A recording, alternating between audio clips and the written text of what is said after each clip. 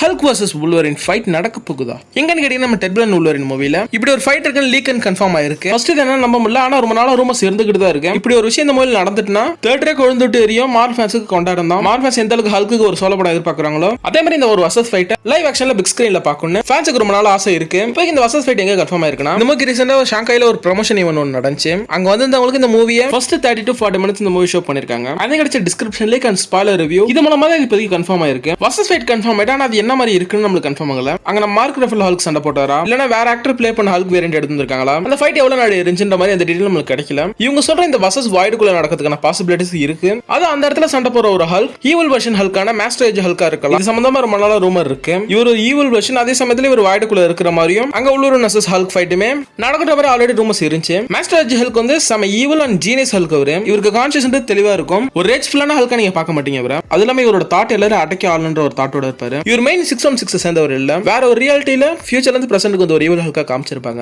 இவர் எப்படி ஈவில் ஹல்கா மாறி இருப்பாருன்னா பூமியை தாக்க வர ஒரு எரிகல்ல இருந்து அதிகப்படியான கேமா ரேடியேஷன் அந்த எரிகல்ல இருந்திருக்கும். அதை அப்சர்வ் பண்ணிருப்பாரு. அந்த அதிகப்படியான கேமா ரேடியேஷன் நம்ம ஹல்கா மென்டலா பாதிச்சிருக்கும். அதுல இருந்து கொஞ்ச நாளுக்கு அப்புறம் ஒரு மாஸ்டர் ஹல்கா மாறினதா சொல்லிருப்பாங்க. இந்த ஒரு ஹல்க் வெர்ஷனுக்கு ஒரு டிஃபரெண்ட் வேரியண்டா வாயில காமிக்கலாம். அந்த ஒரு கேரக்டர் நம்ம மார்க் ரஃபலும் ப்ளே பண்ணிருக்கலாம். இல்லனா மார்க் ரஃபல ப்ளே பண்ணதுல நார்மல் ரேஜ் ஃபுல் ஹல்க் எடுத்துட்டு வரலாம். இல்லனா பழைய ஹல்கான எரிக் பேனை ப்ளே பண்ண ஹல்க் கூட எடுத்துட்டு வரலாம். ஸ்டில் இந்த படத்துல எந்த ஹல்க் இருக்காங்கன்னு தெரியல.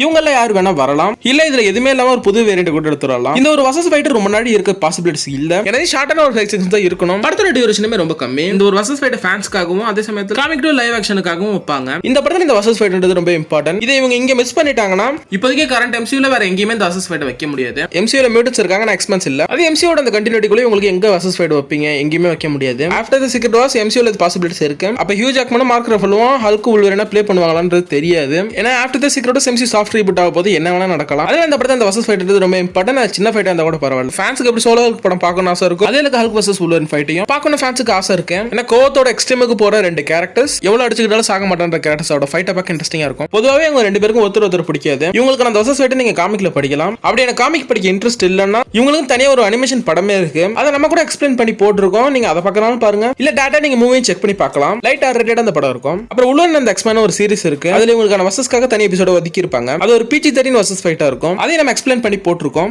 அதை செக் பண்ணி பார்க்கறதா பாருங்க. இல்ல டேட்டா எபிசோடே வாட்ச் பண்ணுங்க. இன்னொரு ஃபன் ஃபேக்ட் என்னன்னா இன்கிரெடிபிள் காமிக்ல இஷ்யூ 180ல தான் நம்ம உள்ளனுக்கு ஒரு ஃபர்ஸ்ட் அப்பியரன்ஸ் கொடுத்திருப்பாங்க. ஹல்க் ஹண்ட் பண்ற ஹல்க்கு வில்லனாவே இந்த காமிக்ல அவர் எடுத்துருப்பாங்க. அந்த காமிக் பேனல்ல செம தரமா இருக்கும். ஹல்க் வர்சஸ் வுல்வரின் யார் ஜெயிப்பா நீங்க சொல்லுங்க. அனிமேஷன்ல ரெண்டு பேருமே ஜெயிச்சது இல்ல. காமிக்ல இந்த ஃபைட்ல பல அவுட்கம்ஸ் இருக்கு. யார் ஜெயிப்பான்னு நீங்க சொல்லுங்க. காமிக்ல பல வாட்டி நடந்த இந்த வர்சஸ்ல ஒவ்வொரு அவுட்கம்ஸ்ல யார் யார் ஜெயிச்சாங்க என்ன நடந்துன்றத நான் தனியா ஒரு வீடியோ போடுறேன். இந்த வர்சஸ் ஃபைட்டுக்காகவும் இந்த படத்துக்கான அந்த ஹைப்ன்றது எனக்கு ரொம்ப அதிகமா இருக்கு. உங்களுக்கு எந்த அளவுக்கு ஹைப் இருக்குன்றதை நீங்க கீழே கமெண்ட் பண்ணிட்டு போங்க. இப்போதைக்கு சாஞ்சிருக்க இந்த மார்வல்ல காப்பாத்த போற படமே இதுதான். படம் எப்படி இருக்குன்றதை வெயிட் பண்ணி தேட்டர்ல தான் பார்க்கணும். ஓகே गाइस, இதோட இந்த வீடியோ முடியுது. நெக்ஸ்ட் ஒரு நல்ல வீடியோ சந்திப்போம். Tata bye guys.